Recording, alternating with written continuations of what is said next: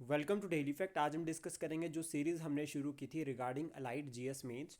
उसमें जो हम लास्ट पार्ट को आज कवर करेंगे, इसमें हम जो है वो क्वेश्चन नंबर 20 से लेकर 30 तक जो है वो कवर करेंगे।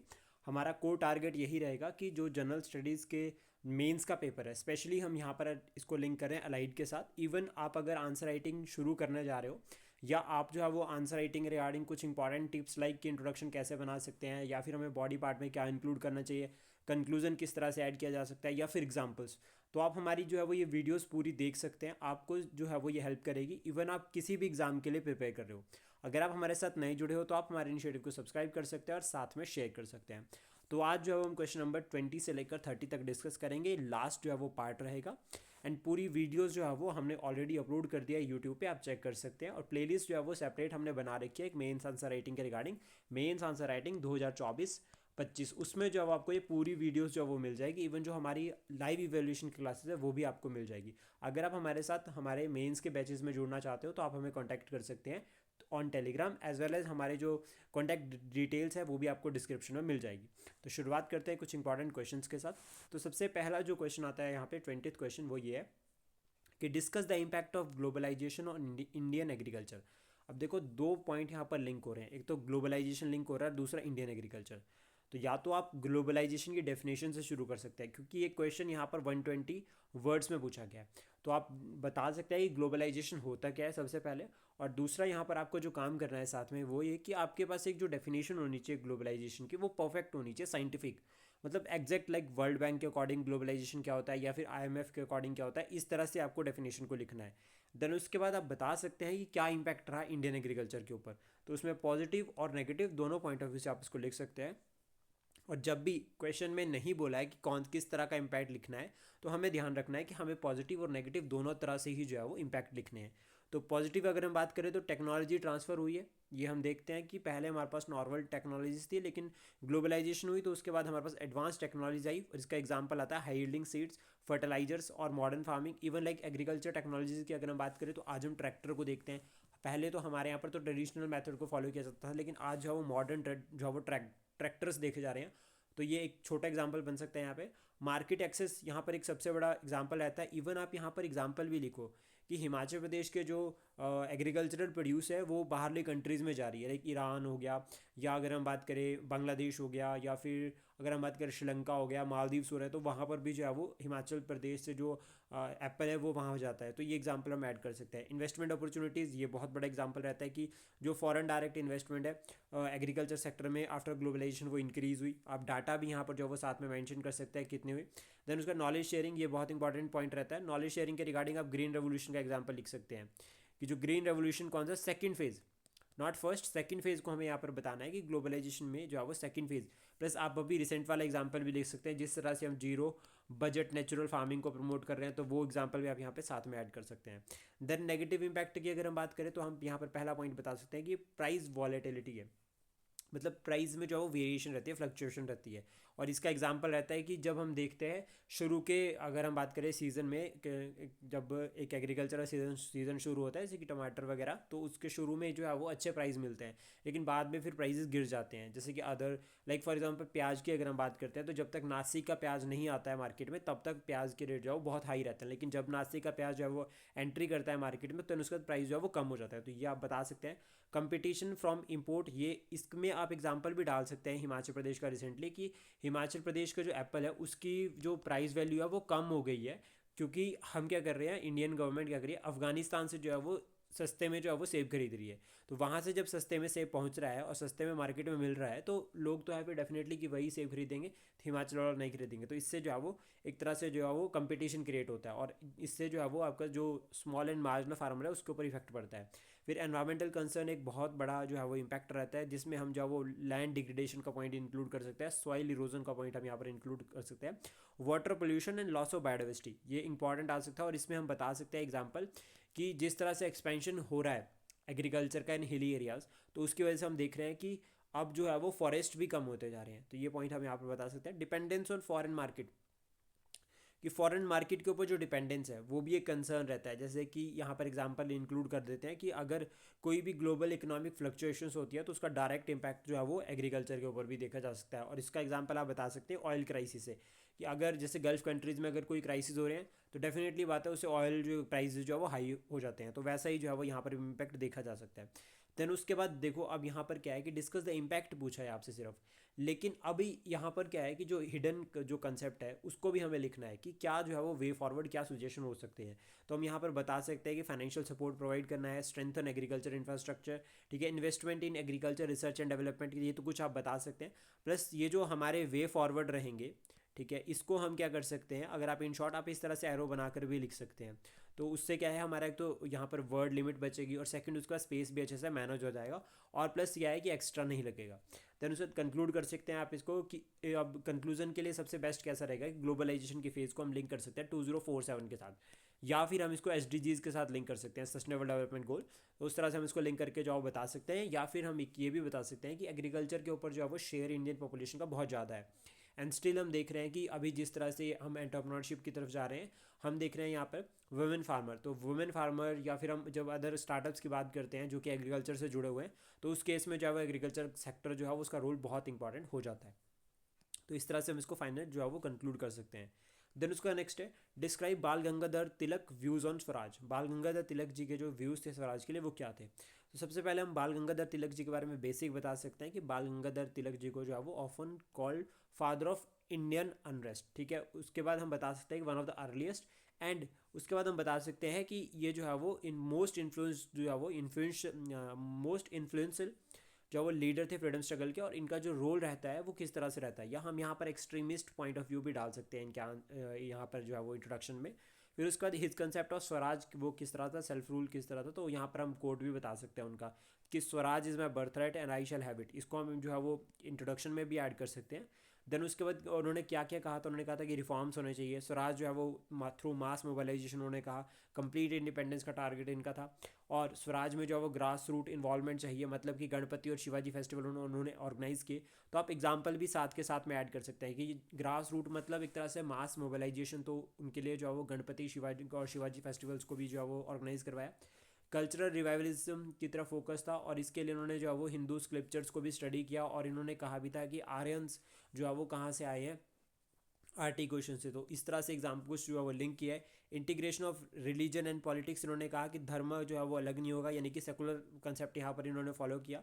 उसके बाद नेक्स्ट आता है कि स्वराज थ्रू, यहाँ पर इन्होंने कहा है कि क्रिटिक टू मॉडरेट, मतलब एक तरह से ये पॉइंट भी हम लिंक कर सकते हैं, मतलब असर्टिव जो है वो नेशनलिज्म इन्होंने कहा कि लाइक जैसे अगर हम बात करें तिलक ने अपोज किया था मॉडरेट लीडर्स को, गोपाल कृष्ण गोखले, जो ये कहते थे कि कॉन्स्टिट्यूशनल मेथड्स को फॉलो करना है, लेकिन हमारे यहाँ पर जो मेन टारगेट था वो ये था कि खुद पे विश्वास करो और लड़कर जो है वो हम जो है वो स्वराज को गेन करेंगे, ये जो उनका मेन टारगेट था, जिसमें मिलिटेंसी और डायरेक्ट एक्शन को जो उन्होंने जो फेवर किया, और बायकॉट, स्वदेशी और पैसिव रेजिस्टेंस इनके जो वो मेन जो वो टूल्स थे। देन उसके बाद economic and social dimension Swaraj का इनके अकॉर्डिंग, तो इसमें इन्होंने इकोनॉमिक सेल्फ रिलायंस की बात की है, स्टिल जो गांधी जी ने बाद में फॉलो किया इन फॉर्म ऑफ देयर डांडी मार्च में जो उन्होंने शुरू किया था सॉल्ट मोनोपोली बनाकर। और उसके बाद अगर हम बात करें, इससे पहले अगर हम बात करें तो NCM में नॉन कॉर्पोरेशन मूवमेंट में जो है वो गांधी जी ने कहा था स्वदेशी, मतलब हम खुद का बना खादी एंड विलेज बोर्ड, तो वही कंसेप्ट यहाँ पर भी अप्लाई होता है सेल्फ रिलायंस की फॉर्म में। तो इकोनॉमिक इंडिपेंडेंस, या हम इसको लिंक कर सकते हैं इकोनॉमिक नेशनलिज्म के साथ। और ये इकोनॉमिक नेशनलिज्म टर्म बहुत इंपॉर्टेंट रहती है, ये न्यूज़ में भी काफ़ी रह रही है और पूछी भी जा सकती है एग्जाम में, तो उसको अच्छे से कवर कर सकते हैं। देन उसका सोशल अवेकनिंग के तरफ भी इनका टारगेट था, स्पेशली इन केस में यहाँ पे कि जिसमें जो है आपका सोशल ट्रांसफॉर्मेशन की बात की है, मतलब स्वराज का मतलब सिर्फ यही नहीं था, इन्होंने कहा कि जो है वो इंडिपेंडेंस चाहिए, उन्होंने कहा कि सोशल अवेकनिंग भी होनी चाहिए, जिससे कि कास्ट सिस्टम है इसको भी इन्होंने कंडेम किया था, और ये कहा था कि अगर कास्ट सिस्टम को जो वो भगवान अलाउ कर रहा है तो मैं मान रहा हूँ भगवान है ही नहीं। और उसके बाद नेक्स्ट आता है यहाँ पर सेल्फ रिस्पॉन्सिबिलिटी और रूल ऑफ द पीपल, ये दो इंपॉर्टेंट कंसेप्ट आते हैं जिसको हम बता सकते हैं। और इन्फ्लुएंस की अगर हम बात करें कि इन्फ्लुएंस ऑफ तिलक स्वराज क्या रहती है, तो हम देखते हैं shifting the freedom struggle focus, मतलब जैसा कि मॉडरेट से जो एक्सट्रीमिस्ट की तरफ जो शिफ्ट हुआ वो कोर पॉइंट रहता है यहाँ पर 1905 में जो आपका। और या फिर हम ये कहें कि जो एंटी पार्टीशन मूवमेंट थी उसमें इनका बहुत इंपॉर्टेंट रोल रहा है स्प्रेड करने में मासेस तक। और इंस्पिरेशनल लेगेसी में अगर हम बात करें तो इनके आइडियाज़ से जो है वो महात्मा गांधी भी इंस्पायर्ड हुए थे, और महात्मा गांधी इंस्पायर्ड हुए थे तो उन्होंने फिर जब 1920 में जो है वो तिलक की डेथ हो गई थी, तो आफ्टर द डेथ जो है वो गांधी जी ने तिलक स्वराज फंड जो है वो शुरू किया था। तो ये इंपॉर्टेंट रहता है जिसने फंड किया था फंडिंग के लिए नॉन कॉरपोरेशन मूवमेंट। देन उसका यूनिटी थ्रू कल्चर, ये इंपॉर्टेंट पॉइंट रहता है जो स्टिल आज एग्जिस्ट है। फिर उसका आप बता सकते हैं कि जो बाल गंगाधर तिलक का कंक्लूजन में हम बात करें यहाँ पर, बाल गंगाधर तिलक का जो विज़न था स्वराज के लिए वो रेवोल्यूशनरी था उस टाइम पे, लेकिन कहीं ना कहीं यहाँ पर सेल्फ रूल, कल्चरल रिवाइवल और economic self reliance and political independence, ये कोर थीम्स थी और स्टिल ये आज भी इंपॉर्टेंट रहते हैं और हमारे जो है वो संविधान का ये पार्ट भी है।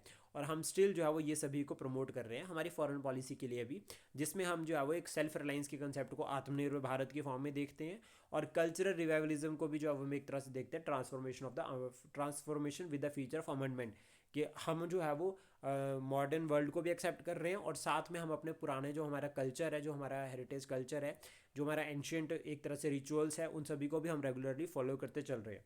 देन उसका नेक्स्ट क्वेश्चन रहता है, throw the light on the main features of Lord Wellesley subsidiary alliance. अब देखो कंफ्यूज नहीं होना है, लॉर्ड वेलेस्ली जस्ट इन्होंने ऐसे इन्फॉर्मेशन के लिए दे रखा है, तो मतलब क्या है कि हमें भी लॉर्ड वेलेस्ली को अपनी इंट्रोडक्शन में इंक्लूड करना है, ठीक है, ताकि जो है वो हम पूरा जस्टिफाई करें स्टेटमेंट को। अभी क्या है कि मेन फीचर्स बताने हैं सब्सिडरी अलायंस के। यहाँ इन्होंने देखो इम्पैक्ट नहीं पूछा, लेकिन हम इम्पैक्ट बताएंगे और इम्पैक्ट को लिंक करेंगे रिवोल्ट के साथ, रिवोल्ट ऑफ 1857 के साथ लिंक करेंगे और फिर एट द एंड एक कंक्लूडिंग लाइन बनाएंगे और वो कंक्लूडिंग लाइन होगी कि ठीक है सब्सिडरी अलायंस का इम्पैक्ट रिवोल्ट ऑफ 1857 था और उसके बाद जो है वो कंपनी रूल जो है वो भारत से पूरा ख़त्म हुआ और क्राउन रूल जो है वो भारत में शुरू हुआ, जिससे जो है वो फाइनली रूल ऑफ लॉ जो है वो भारत में देखा जाता है। तो इस तरह से हम उसको लिंक करके बनाएंगे। किस तरह से देखो, तो सबसे पहले बताओ कि सब्सिडरी अलायंस जो आपका ये सिस्टम था इसको वेलेस्ली लेकर आए थे, ईयर जरूर लिखना है 1798 में जब ये भारत आए तो ये सब्सिडरी अलायंस के आइडिया को लेकर आए थे। इनका जो मेन ऑब्जेक्टिव था वो नेपोलियन का जो खतरा भारत के ऊपर मंडरा रहा था उसको एड्रेस करना था। तो यानी कि इन्होंने आकर क्या किया कि जो Indian map point of view से हम इसको देखते हैं, थोड़ा सा मैप समझेंगे इसको, बस ज़्यादा इवन लाइक आपको भी जो है वो कोशिश करनी चाहिए कि जितना ज़्यादा हो मैप को ज़रूर बनाएं और मैप जितने ज़्यादा बनाओगे उससे नंबर जो है वो आपको उतने अच्छे मिल सकते हैं। थोड़ा सा इसको समझेंगे। यहाँ पे देखो इधर हो गया मद्रास, ठीक है, ये हो गया मद्रास, यहाँ पर हो गया आपका Calcutta, this is Calcutta and ये हो गया हमारा यहाँ पे बॉम्बे। वेलेस्ली से पहले यहाँ पर ये 3 प्रेसिडेंसीज थी जिनके बीच में सिर्फ ये सी के रूट कनेक्शन था। यहाँ पे बीच में छोटी छोटी जो है वो प्रिंसली स्टेट्स थी जो कि ब्रिटिशर्स के दोस्त थे लेकिन अभी कंट्रोल में नहीं थी टेरिटरी। वेलेस्ली जब यहाँ कलकत्ता पहुँचे सब्सिडरी अलायंस के साथ तो उन्होंने इनको जो है वो मिलिट्री का झांसा देकर कहा कि अगर आप सब्सिडरी अलायंस साइन कर रहे हो तो एक तरह से हमारे पास स्टैंडिंग आर्मी होगी आपके, जो आपको डिफेंड करेगी आपको जो है वो अगेंस्ट फॉरेन आर्मी। अगर कोई फॉरेन प्लेयर आपके ऊपर अटैक करता है तो हम आपको प्रोटेक्ट करेंगे, ऐसा इन्होंने कहा। और इसके थ्रू फिर फाइनली क्या हुआ कि लोगों ने जो है वो प्रिंसली स्टेट्स थे उन्होंने जो है वो सब्सिडरी अलायंस को साइन करना शुरू किया। तो सबसे पहले यहाँ पर एक स्टेट थी निज़ाम, उसने साइन किया, निज़ाम बेचारे मारे गए तो निज़ाम को आर्मी प्रोवाइड करी और निज़ाम के बाद धीरे धीरे करके जो है उन्होंने पूरे जो आपका ये यहाँ की जो स्टेट्स थी इनको कंट्रोल में कर लिया। और जो पहले लैंड कनेक्शन नहीं था बीच में, देन इन्होंने तीनों प्रेसिडेंसीज के बीच में लैंड के थ्रू जो है वो कनेक्शन बना दिया, तो सी और लैंड दोनों तरह से जो कंट्रोल हो गया। तो इस तरह से हम इसको लिंक करके जो पढ़ सकते हैं। देन उसके बाद दूसरा पॉइंट हमें यहाँ से याद रखना है वो ये कि सब्सिडरी अलायंस की जो पॉलिसी थी ये वेलेस्ली ने इंट्रोड्यूस तो की थी लेकिन इन्वेंट नहीं किया वेलेस्ली ने। वेलेस्ली इसको भारत में लेकर आए, भारत में इसने जो है वो उसको यूज़ किया, लेकिन इससे पहले आपका जो ड्यूप्लेक्स थे उन्होंने जो है वो ये ड्यूप्लेक्स जो है वो फ्रेंच गवर्नर थे और इन्होंने जो है वो इस पॉलिसी को फॉलो करा है भारत में। और इसका एग्जाम्पल जो रहता है वो रहता है हमारा जब हम देखते हैं कर्नाटिक वॉर्स। अब यहाँ पर फीचर्स की हम बात करें कि जो मेन फीचर्स है, तो सबसे पहले तो परमानेंट ब्रिटिश जो है वो रेजिडेंसी रहेगी, वही है कि एक जो है वो जो साइन करेगा स्टेट वो उसके कोर्ट में जो है वो एक ब्रिटिश ऑफिशियल रहेगा। साथ में ये कहा कि जो साइनिंग स्टेट होगी, जैसे फॉर एग्जांपल निज़ाम ने अगर साइन किया तो निज़ाम की जो खुद की आर्मी वो ख़त्म, तो मतलब क्या हुआ कि जो इसकी आर्मी के लोग थे वो हो गए अनएम्प्लॉयड, और जो अनएम्प्लॉयड हो गए तो वो क्या करेंगे, रिवोल्ट करेंगे। रिवोल्ट किसके अगेंस्ट करेंगे, ईस्ट इंडिया कंपनी के अगेंस्ट। और इसके हमारे पास बहुत सारे ऐसे एग्जाम्पल्स रहते हैं रिवोल्ट्स के। देन उसके बाद मेंटेन ब्रिटिश ट्रूप। अब वो अपनी आर्मी तो खुद की रही नहीं, लेकिन उनको क्या करना पड़ेगा, जो ब्रिटिशर्स के ट्रूप्स होंगे उनका खर्चा पे करना पड़ेगा। Non interference in internal matter. तो इन रिटर्न ब्रिटिशर्स ने क्या कहा, ब्रिटिश ने कहा कि हम इंटरफेयर नहीं करेंगे, लेकिन इंटरफेयर करते थे, ये सिर्फ बोलने की बात थी। साथ में ये कहा कि कोई भी एक्सटर्नल जो है वो आप जो अलाइंसेस नहीं करोगे, मतलब ब्रिटिश की मर्जी के बिना निज़ाम किसी के साथ दोस्ती नहीं कर सकते हैं, ठीक है, किसी से बातचीत यानी कि कम्युनिकेशन नहीं कर सकते, आर्मी नहीं रख सकते। तो यानी कि डिफेंस, कम्युनिकेशन और फॉरेन रिलेशन ये किसके हाथ में चले गए? कंपनी के हाथ में। तो मेन पावर तो कंपनी के हाथ में चलेगी, कंपनी के बिना किसी से बात नहीं करोगे, कंपनी के बिना किसी से, कंपनी से बिना पूछे किसी से फॉरेन रिलेशंस नहीं बनाओगे, कंपनी से बिना पूछे आर्मी नहीं रख सकते अपनी, आर्मी भी कंपनी की होगी। तो फाइनली क्या हुआ कि यहाँ से जो है वो टेक ओवर करना शुरू हो गया।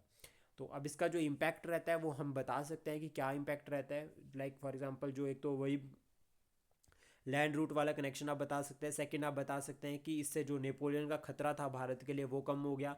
और जो आपका यहाँ पर मैसूर से भी जो है उन्होंने जो है वो आपका जो टीपू सुल्तान की डेथ के बाद जो है वो मैसूर से भी सब्सिडी लाइन साइन करवा ली। इवन इस तरह से ऑल मैक्सिमम जो साउथ इंडियन स्टेट्स थे उनसे सब्सिडी लाइन जो है वो वेलेस्ली ने साइन करवाई। और इससे जो है वो एक तरह से जो है वो एम्पायर एक्सपेंशन हुआ विदाउट एनी वॉर। देन उसका इम्पैक्ट जो है वो फाइनली 1857 का रिवोल्ट रहता है। और रिवोल्ट आप ये बता सकते हैं कि सब्सिडी रिलायंस का इम्पैक्ट जो है वो एक वे में देखा जाता है कि 1857 का जो रिवोल्ट हुआ है उसके लिए जो एक कारण है वो सब्सिडी रिलायंस भी है अंडर पॉलिटिकल। देन उसके बाद बता सकते हैं कि उसके बाद जो है वो सब्सिडी रिलायंस पॉलिसी एंड होती है फाइनली। और 1857 के बाद जो है वो क्राउन रूल भारत में शुरू होता है in form of rule of law. तो फाइनली इसको रूल ऑफ लॉ की फॉर्म में जो है वो कंप्लीट कर सकते हैं। देन उसका नेक्स्ट है define culture and discuss its significance in human life. तो सबसे पहले कल्चर की डेफिनेशन आपको ASI के अकॉर्डिंग लिखनी है, आर्कियोलॉजिकल सर्वे ऑफ इंडिया। वो क्या बोलता है कल्चर की क्या डेफिनेशन है। जैसे यहाँ पर बता रखा है culture is the sum total of learn behaviour of a group of people including their belief, value, customs and technology. इस तरह से आप बता सकते हैं it encompasses everything from the language and the religion to social norm and traditions. उसके बाद significance बता सकते हैं कल्चर का जो इंपॉर्टेंट सिग्निफिकेंस रहता है इन ह्यूमन लाइफ। तो आइडेंटिटी फॉर्मेशन आप बता सकते हैं, ठीक है। उसका सोशल कोहेजन आप बता सकते हैं कि किस तरह से शेयर करते हैं वैल्यूज़, बिलीफ एंड नॉर्म्स। और देन उसका कम्युनिकेशन एंड अंडरस्टैंडिंग ये इंपॉर्टेंट रहता है कि how we communicate, express our self and interpret to the world. ये इंपॉर्टेंट पॉइंट रहता है, आप बता सकते हैं। इवन आप ना यहाँ पर एग्जाम्पल साथ में ऐड कर सकते हैं क्योंकि एक तरह से ये जो है वो प्रैक्टिकल क्वेश्चन है, कंसेप्ट बेस्ड क्वेश्चन है। तो इसमें क्या है आपको जो है वो कोशिश करनी है कि आप प्रैक्टिकली ही जो है वो एग्जाम्पल या जो है यहाँ पर ऐड करें। अडेप्टेशन टू एनवायरनमेंट एक बहुत इंपॉर्टेंट एस्पेक्ट रहता है कल्चर का। और आप इसको लिंक कर सकते हैं कि हम देखते हैं कि पीपल का पेड़ जो है वो बहुत जो है वो इंपॉर्टेंट माना जाता है स्पेशली हमारी इंडियन सोसाइटी में। तो वो हम लिख सकते हैं यहाँ पर as example. Innovation and creativity में भी जो है वो कल्चर बहुत इंपॉर्टेंट रोल प्ले करता है। मॉरल एंड एथिक्स फ्रेमवर्क में कल्चर जो है वो इंपॉर्टेंट रोल प्ले करता है। फिर उसके बाद फाइनली इसको कंक्लूड कर सकते हैं इन एसेंस, ठीक है। In essence culture is the lens through which we perceive the world and interact with others. It is a dynamic and ever evolving force that shapes our lives in profound way. तो इस तरह से finally क्या कर सकते हैं हम कि पॉजिटिव वे में जो है वो आप जो है वो कंक्लूजन को लिख सकते हैं। उसका नेक्स्ट जो क्वेश्चन है वो है discuss the pioneering social religious movement of the 19th century. तो सबसे पहले तो 19th सेंचुरी के बारे में बताओ कि 19th सेंचुरी को जो है वो हमारी जो मॉडर्न हिस्ट्री है उसमें जो है वो एक तरह से फेज ऑफ रेनेसांस कहा गया है, ठीक है। यहाँ पर जो है वो हम अलॉट ऑफ सोशल रिलीजियस जो है वो मूवमेंट देखते हैं जो कि कहीं ना कहीं एक तरह से ट्रांसफॉर्मिंग रही हमारी सोसाइटी, हमारी जो इंडियन सोसाइटी है उसके फेज़ में, उसके बिहाफ पे, या उसमें हम ये कह सकते हैं। तो इसमें क्या है यहाँ पे देखो कि सोशल एंड जो आपके सोशल एंड इकोनॉमिक कंसेप्ट यहाँ पर आते हैं या जो सोशल रिलीजियस कंसेप्ट यहाँ पर आते हैं वो किस तरह से ट्रांसफॉर्म करते हैं। तो वेरियस मूवमेंट आप यहाँ पर बता सकते हैं। ब्रह्मो समाज 1828, शुरुआत ब्रह्मो समाज से ही करना क्योंकि पहली मूवमेंट है। देन आर्य समाज के बारे में आप यहाँ पर बता सकते हैं और आपको ईयर साथ में लिखना है और कोशिश करना कि यहाँ पर जिन्होंने बनाई उनका नाम भी आप साथ में मेंशन करो। थियोसॉफिकल सोसाइटी के बारे में बता सकते हैं और कौन सी ईयर में बनी ये बता सकते हैं। रामकृष्ण मिशन, इवन लाइक प्रार्थना समाज के बारे में भी आप यहाँ पर बता सकते हैं, वो भी जो है वो इंपॉर्टेंट रहेगा। तत्वबोधिनी सभा को भी आप इंक्लूड कर सकते हैं अगर आपके पास इन डेप्थ अंदर जो है वो यहाँ पर इसमें जो है वो सब पॉइंट्स में आपके पास जो है वो ज़्यादा कंटेंट नहीं है। तो देन उस केस में आप जो आपको डिफरेंट ऑर्गेनाइजेशन को बता रहे हैं। तो यानी कि ये जो आंसर है इसको प्रीलिम बेस्ड अप्रोच के साथ भी जो है वो लिखा जा सकता है, लेकिन बस ये होना चाहिए कि हमारे पास अच्छा कंटेंट हो, अच्छा जो है वो हमारे पास ईयर्स होने चाहिए। देन उसका फाइनली बताना है कि जो सोशल रिलीजियस ये मूवमेंट थी इसने जो है वो बाद में जो है वो नेशनलिज्म की जो वेव थी उसको भी भारत में स्प्रेड किया। मासेस को अवेक किया अबाउट द इंडियन रूल कि इंडिया किस तरह से था। इंडिया लाइक फॉर एग्जांपल यहाँ पर हम बता सकते हैं कि जो गोल्डन एज है, गोल्डन एज जो है वो भारत की मोस्टली गुप्ता रूल को कहा गया है। तो अब गुप्ता रूल को जब वो गोल्डन एज कहा गया है तो वो कंसेप्ट किसने लेकर आए थे, वो लेकर आए थे इंडियन इंटेलेक्चुअल। तो यहाँ से ये क्लियर होता है कि जो इंडियन इंटेलेक्चुअल्स थे इन्होंने जो है वो गुप्ता एज को बताया गोल्डन एज। तो दैट मीन्स कि भारत ब्रिटिशर्स के आने से पहले ही समृद्ध था, ब्रिटिशर्स ने तो भारत को एक्सप्लॉइट किया है। तो इस तरह से हम इसको लिंक करके बना सकते हैं। देन इसको नेक्स्ट है fundamental rights and DPSP of the यानी कि directive principle of state policies are complementary and supplementary to each other comment. अब देखो ये ना ट्रांसफॉर्मेशन ऑलरेडी हो चुकी है। इस बार भी अगर आप एचएस का पेपर देखोगे तो कंसेप्ट बेस्ड क्वेश्चन पूछ रखे हैं, डायरेक्ट फैक्ट नहीं आ रखे हैं। तो ये एक्सपेक्टेड है कि अलाइड का पेपर जो है वो टफ होने वाला है जीएस। तो उस केस में जो है वो आपको इस तरह से स्टेटमेंट्स देखने को मिल सकती है। तो सबसे पहले तो हमें फंडामेंटल राइट और directive principle of state policy को बताना है कि are indeed complementary and supplementary to each other forming a harmonious balance in the constitution. दोनों को हम एक पॉजिटिव कंक्लूजन के साथ पॉजिटिव इंट्रोडक्शन के साथ शुरू कर सकते हैं, जिसमें हम ये बता सकते हैं कि जो फंडामेंटल राइट्स है और डीपीएसपी है वो दोनों क्या करते हैं, एक हार्मोनियस बैलेंस बनाते हैं in the constitution to promote. जो कोर थीम है वो बता दो कि एक तो political, social, economic and political justice को प्रमोट करते हैं। फंडामेंटल राइट्स के बारे में बताओ कि कॉम्प्लीमेंट्री किस तरह से है। फंडामेंटल राइट बेसिक राइट है जो हर एक सिटीजन को मिल रखी है और ये enforceable in court of law है। वाइल अगर हम बात करें फंडामेंटल राइट्स क्या करते हैं, स्टेट को जो है वो एक तरह से लिमिटेशन स्टेट के ऊपर लगाते हैं। ठीक है, स्टेट के ऊपर लिमिटेशंस लगाते हैं और स्टेट को रोकते हैं कि वो जो है वो कुछ पॉइंट्स पे रिस्ट्रिक्ट करते हैं स्टेट को कि वो ऐसा नहीं कर सकते। लेकिन दूसरी साइड अगर हम बात करें जो डीपीएसपी है वो गाइडलाइंस होती है, स्टेट को अपने माइंड में रखनी है जब भी पॉलिसीज़ बना रहे हैं।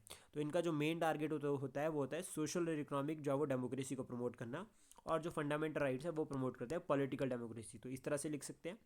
फिर उसका बता सकता है कॉम्प्लीमेंट्री किस तरह से है।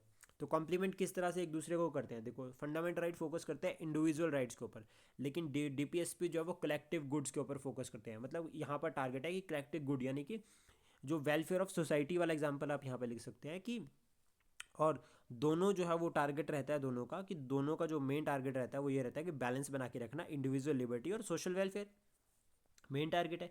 इसमें एक्सेप्शन रहती है 39C की, 39A और 39C की एक्सेप्शन रहती है आर्टिकल 14 से लिंक करके। देन उसके बाद नेक्स्ट है डीपीएसपी में यहाँ पर हम बता सकते हैं on the other hand DPSP क्या करते हैं, provide framework for achieving those goals through policies and programmes. मतलब क्या है कि डीपीएसपी क्या है, एक तरह से प्रिंसिपल्स है, गाइडिंग प्रिंसिपल्स है। अब कोई पॉलिसी या फिर कोई प्रोग्राम बना रही है सरकार तो वो उनको डीपीएसपी को माइंड में रखना है और फिर उसके अकॉर्डिंग जो है वो पूरी इंप्लीमेंटेशन होगी, पूरा जो है वो आपका जो है वो फ्रेमवर्क होगा कोई भी पॉलिसी बनानी है उसका। तो यहाँ पर एवोल्यूशनरी अप्रोच जो रखी जाती है वो रखी जाती है कि DPSP can be seen as aspirational goals that can evolve with the time. फिर यहाँ पर आप एक पॉइंट और लिंक कर सकते हैं कि जो आपको सप्लीमेंट्री के फॉर्म में या कम्प्लीमेंट्री फॉर्म में बताना है तो आप बता सकते हैं कि डीपीएसपी या जो है वो सुप्रीम कोर्ट में चैलेंजेबल नहीं है। ठीक है, not enforceable in court of law है। लेकिन यहाँ पर क्या है कि डीपीएसपी जो है पीपल्स कोर्ट में जो है वो इन्फोर्सेबल है। इसका एग्जाम्पल दे सकते हैं कि इलेक्शन में लोग देखते हैं फिर कि अच्छा ये एमएलए था, ये एमपी था, इन्होंने हमारे लिए कुछ नहीं किया तो इसको वोट नहीं देनी।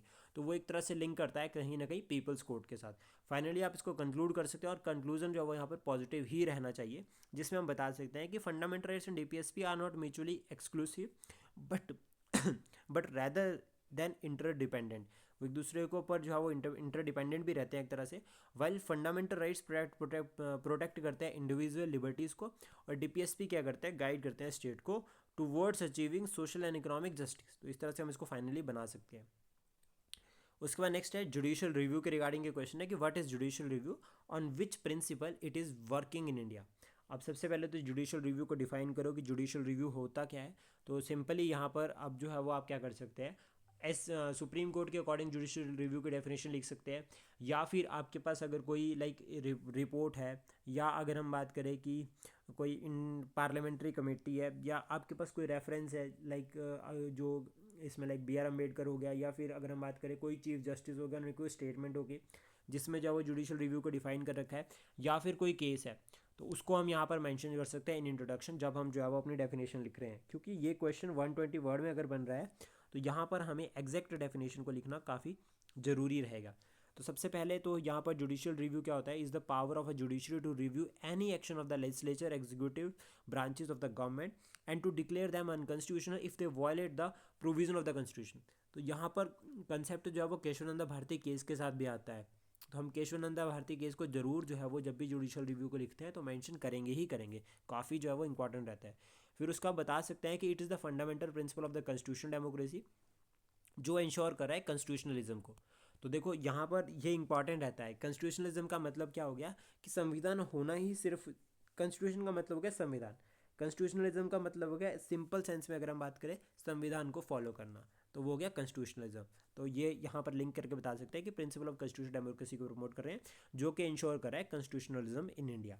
उसके बाद नेक्स्ट आता है इंडिया में जो है वो the power of judicial review किसके पास है, सुप्रीम कोर्ट के पास एंड हाई कोर्ट्स के पास। फिर उसके बाद हम यहाँ पर बता सकते हैं कि कौन कौन से आर्टिकल्स लिंक करते हैं, आर्टिकल 13, आर्टिकल 32, आर्टिकल 2 to 6, इस तरह से डिफरेंट डिफरेंट जो आर्टिकल्स है वो हम यहाँ पर बता सकते हैं। देन उसके बाद आप यहाँ पर एक एग्जाम्पल भी लिख सकते हैं जो आर्टिकल 13 से लिंक करता है, law inconsistent with fundamental right. तो अगर आप उसको यहाँ पर बताते हो तो उससे जो है वो एक अच्छा जो है वो इंट्रोडक्शन यहाँ पर बन जाएगी। देन उसके बाद फीचर्स, कौन कौन से प्रिंसिपल्स या फीचर्स है, तो सुपरमेसी ऑफ द कॉन्स्टिट्यूशन है, रूल ऑफ लॉ है, सेपरेशन ऑफ पावर है, federalism, secularism, democratic rights, democratic Republic और फंडामेंटल राइट्स, इन सभी जो है वो प्रिंसिपल्स पर जो है वो आपका जो है वो जुडिशियल रिव्यू वर्क करता है। और फाइनली एट द एंड आप इसको कंक्लूड कर सकते हैं कि जुडिशियल रिव्यू जो है वो हमारे संविधान के लिए इतना इंपॉर्टेंट है to promote check and balances कि केशवानंदा भारती केस में जो है वो सुप्रीम कोर्ट ने ये खुद कहा है कि जो जुडिशियल रिव्यू है वो itself is a part of fundamental rights, itself it is a part of your basic structure, not fundamental rights, a part of basic structure. Then उसके बाद नेक्स्ट आता है आर्टिकल, सॉरी आपका ये क्वेश्चन 27 है, ये discuss the tax reforms undertaken in India since 1991।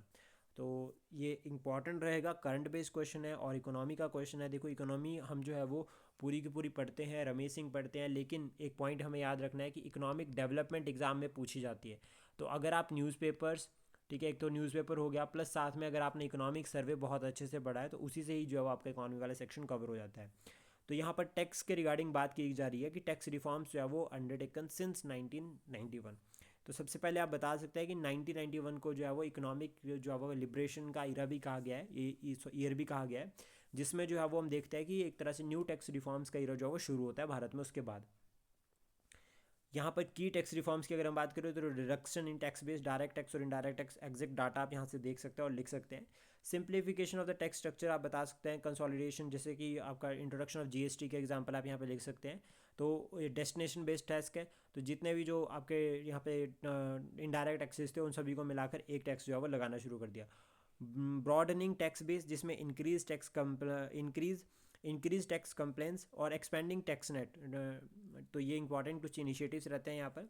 Then उसका tax administration reforms, तो इसमें हम जो है वो ऐड कर सकते हैं डिफरेंट कमिटीज़ के बारे में, लाइक आपका मॉडर्नाइजेशन ऑफ टैक्स एडमिनिस्ट्रेशन, या जो टैक्स ई फिलिंग हो रही है टैक्स के लिए वो भी आप यहाँ पर बता सकते हैं, पोर्टल्स आप बता सकते हैं ई पेमेंट के रिगार्डिंग। और स्ट्रेंथनिंग टैक्स इन्फोर्समेंट, तो यहाँ पर जो है वो टैक्स इवेजन को रोकने के लिए काफ़ी सारे इनिशिएटिव जो है वो लिए जा रहे हैं, इवन स्ट्रिक्ट पेनल्टीज़ भी जो है वो लगाई जा रही है। इंटरनेशनल टैक्स रिफॉर्म्स में डबल टैक्सेशन अवॉइडेंट एग्रीमेंट, ये काफ़ी न्यूज़ में रह रहा है, तो इसको लेकर क्वेश्चन जो है वो 4 मार्क्स में भी बन सकता है, तो इस टॉपिक को बहुत अच्छे से पढ़ लेना। ये यूरोपियन यूनियन का इनिशिएटिव है। देन उसके बाद नेक्स्ट आता है यूरोपियन, मतलब वो उनका था एक यूरोपियन यूनियन का, कि उन्होंने कहा था, तो उसके वजह से ही जो है वो ये न्यूज़ में रह रहा है कि डबल टैक्सेशन अवॉइडेंस एग्रीमेंट, मतलब एक ही टैक्स के ऊपर, लाइक एक प्रोडक्ट के ऊपर आपको बार बार टैक्स ना पे करना पड़े, तो ये इंपॉर्टेंट रहता है। और कहीं ना कहीं यूरोपियन यूनियन इसके बारे में काफ़ी जो है वो अभी एक्टिव है, काफ़ी कंसर्न इसके ऊपर रेज कर रही है। फिर उसका नेक्स्ट है पार्टिसिपेशन इन ग्लोबल इनिशिएटिव्स, तो यहाँ पर आप बता सकते हैं कि लाइक इंडिया जो है वो डिफरेंट जो आपके ग्लोबल लेवल पर जो है वो एक्टिविटीज़ है उसमें जो है वो लाइक फॉरम्स वगैरह है या मीटिंग्स उसमें पार्टिसिपेट करती है, ताकि जो है वो टैक्स अवॉइडेंस को एड्रेस किया जा सके।